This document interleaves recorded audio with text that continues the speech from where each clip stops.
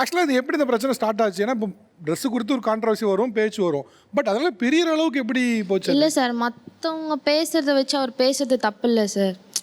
கல்யாணம் பண்ணும்போது அதுக்கு முன்னாடி நாங்கள் பேசுவோம். அதாவது வீட்டில் அரேஞ்ச் பண்ணதுக்கப்புறமா பிடிச்சி போய் நான் இப்படி தான் அவருக்கு முன்னாடியே நான் சொல்லிட்டேன். அப்போது ஓகே சொல்லிவிட்டு இந்த டைம் அதாவது கல்யாணம் ஆகி அவங்க வீட்டில் அவங்க ஒரே பையன்தான், அக்கா ஒருத்தவங்க இருந்தாங்க, மேரேஜ் ஆகி போயிட்டாங்க. இப்போ அந்த வீட்டில் வந்து என் மாமனார், மாமியார், அவர், நாங்கள் பாப்பா அப்படி தான் இருக்கிறோம். அப்படி இருக்கிறப்போ நம்ம வீட்டில் நம்ம கம்ஃபர்டபுளாக இருந்துக்கலாமே, நம்மளுக்கு செப்பரேட் ரூமு, அவருக்கு செப்பரேட் ரூமு. அவங்க நம்ம வீட்டில் நம்ம கம்ஃபர்டபுளாக இருந்துக்கலாம்ல, அது கூட மிஸ்டேக்குன்னு சொல்கிறாங்க.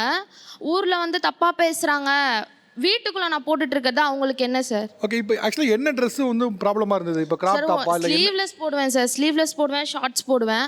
அது போடுறது வந்து அந்த ட்ரெஸ்ஸு போட்டால் நான் தப்பானவலாம். யார் இது மாதிரி மற்றவங்க பேசுகிறாங்க, அது என் மாமியார் மாமனார்லாம் பேசிட்டு அவர்கிட்ட வந்து சொல்லி அவர் வந்து என்ன பேசி இது நார்மலாக போகல சார், அடிக்கிற அளவு போயிட்டாரு. ட்ரெஸ்ஸுக்காக மற்றவங்க பேச்சை கேட்டுட்டு அடிக்கிற அளவு போகுதுன்னா அப்போ அந்த ரிலேஷன்ஷிப்பில் என்ன சார் இருக்குது? மேரேஜ் ஆகி 5 years ஆகுது, 2 பாப்பா. ஃபஸ்ட்டு பாப்பா பிறந்து நான் அந்த மாதிரி ட்ரெஸ் பண்ணுறேன்னா எனக்கு ஏஜ் வந்து 24 தான் ஆகுது. இந்த வயசில் நான் ட்ரெஸ் பண்ணாமல் வேறு எந்த வயசில் நான் ட்ரெஸ் பண்ண முடியும்? பட் இதுக்கு எதுக்கு அடிக்க அளவுக்குலாம் போகிறீங்க?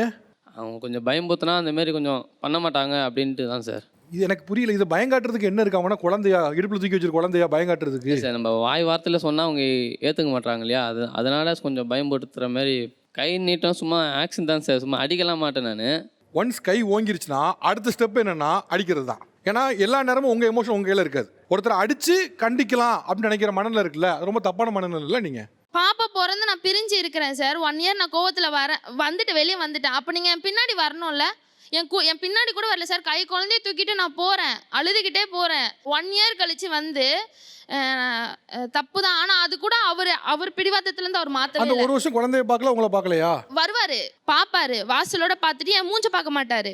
அப்போ அது என்ன சார் இருக்குது இந்த ரிலேஷன்ஷிப்பில்? இப்படி இருக்கிற ரிலேஷன்ஷிப்பு அந்த கோவத்திலே நான் இருந்தேன் 1 year.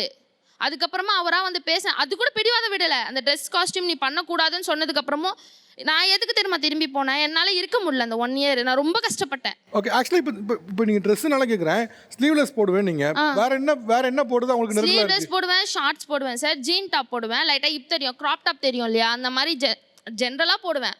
அந்த துணி கூட போடக்கூடாதான், புடவையிலே இருக்கணுமா, தென் சுடிதார்லேயே இருக்கணுமா. அது சின்ன விஷயம், அவர் எனக்காக மாற்றிக்கலாம். நான் எங்கள் அம்மா அப்பா என் ஃபேமிலி எல்லாத்தையும் விட்டுட்டு உங்களுக்காக நான் இனிமேட்டு இருக்கணும். எனக்காக அந்த சின்ன விஷயத்தை நீங்கள் மாற்றிக்க மாட்டீங்களா? அது என்ன சார் அப்படி ஒரு பிடிவாதம்? சரி, ஓகே. இப்போ ஆக்சுவலாக இப்போ வந்து அவங்க ட்ரெஸ் அவங்களுக்கு பிடிச்ச மாதிரி ட்ரெஸ் பண்ணிக்கலாமா? இப்போ அது பிரச்சனை இல்லையா? பண்ணிக்கலாம் சார். இப்போ மனசே இல்லாமல் சொல்கிற மாதிரி இருக்குது. இல்லை சார், பண்ணிக்கலாம் சார், பண்ணிடலாம். அம்மா அப்பா ஒத்துக்கினாங்க, நானும் ஒத்துக்கினேன், பண்ணிடலாம் சார். இப்போ கூட அம்மா அப்பா ஒத்துக்கிட்டாங்க, நானும் ஓகே சொல்லிட்டேன்னு சொல்கிறாரு சார். அவர் முழு மனசோட சொல்லவே இல்லை. அதான் நானே சொல்லிட்டேன், அவர் மனசே இல்லாமல் தான் பேசுகிறாரு, இன்னும் ஒரு மனசு மாறல. நீங்கள் முதல் விஷயம், இந்த பிரச்சனை வந்தப்போ நீங்களே முதல் முறையாக போய் பேசியிருந்தீங்கன்னா வேலை முடிஞ்சிருந்துருக்கும். இன்னொன்று உங்களுக்கு இருக்குல்ல ஒரு தாட்டு, அந்த தாட்டு உங்கள்கிட்டருந்து வந்தது இல்லை, உங்களை சுற்றி இருக்கவங்ககிட்ட வந்த தாட்டு. உங்களுக்கே சந்தோஷமாக இருந்துட்டு போடுன்னு தோணாலும் கூட அது வந்து உங்களை டிஸ்டர்ப் பண்ணிகிட்டே இருக்குது. அதனால தான் நீங்கள் மேலும் அவங்கள டிஸ்டர்ப் பண்ணுறீங்க. ஸோ தயவுசெய்து அதை பண்ணாதீங்க. சரி சார், இனிமேல் பண்ண மாட்டேன் சார். நான் மன்னிப்பு கேட்டுக்கிறேன் அவங்ககிட்ட, இனிமேட்டு பண்ண மாட்டேன்.